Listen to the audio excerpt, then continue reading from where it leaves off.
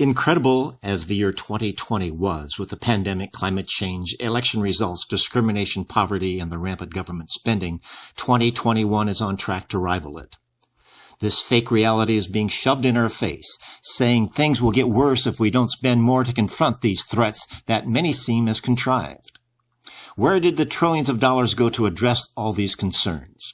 Where's the barometer that shows things are improving?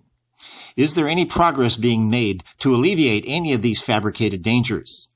The real danger is the Trojan Horse of illegal immigration, which is quietly exacerbating poverty, discrimination, and racism, not to mention national security, while providing millions of voters who seem to care little about this country when they are bribed. After almost 2 years of this pandemic, what good has come from shutting down the economy, mask wearing, vaccine shots, and social distancing?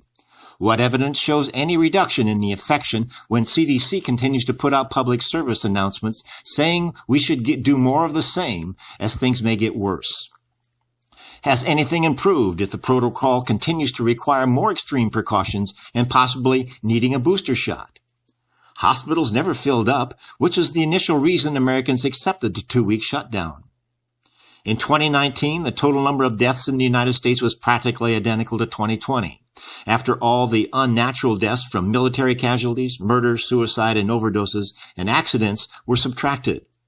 Where are the 500,000 COVID deaths if COVID-19 is so deadly? It also appears that deaths from pneumonia, SARS, and flu were magically cured by the COVID-19 virus. Since 1999, about $20 trillion has been spent on reducing carbon emissions. In 2020, man-made carbon dioxide measurements were the smallest this century because of the pandemic shutdown of the country. This should have resulted in 2021 being the quietest climate year in the last 50, if man-made CO2 was the true cause of climate change. What effect has all that research, money, and work on controlling the climate had if violent storm patterns continue to increase? In 2020, Donald Trump received 74 million votes.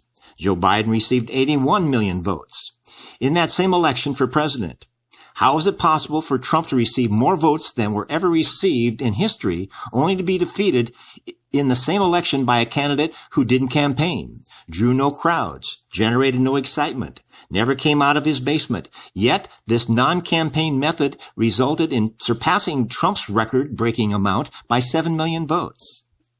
The United States has spent over $25 trillion on anti-poverty measures since the 1960s Great Society program. Yet the amount of poverty in this country continues to rise. Where did all that money go? Why are these people continuing to scream for continuing extortion of our tax dollars to alleviate any problem becoming so much more wealthy? This country has spent over $25 trillion in reducing terror since 9/11, with the results of almost 3,000 soldiers killed. The poorly managed departure from Afghanistan left over $80 billion of our equipment that will be used to kill our soldiers who are trying to rescue the hundreds or maybe thousands of American allies that are left behind. There seems to be little effort by Biden to rescue the equipment, much less the people.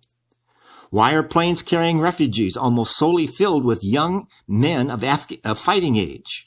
Why are these able-bodied Afghan men not vetted for COVID-19 or told to wear a mask, but given beds, money, and scattered around the major cities of this country? In all these circumstances, nothing would seem to be smarter, easier, cheaper, safer, and more prudent. What mentality, deficiency, and arrogance are we enabling by wasting all this money and human lives with nothing to show for it? Stupidity and incompetence are defined as doing the same thing and expecting different results. Treason is defined as doing the same thing that destroys the country. In both cases, the results are actually the same. This is Keith Kuby wishing you the best in making the world a better place.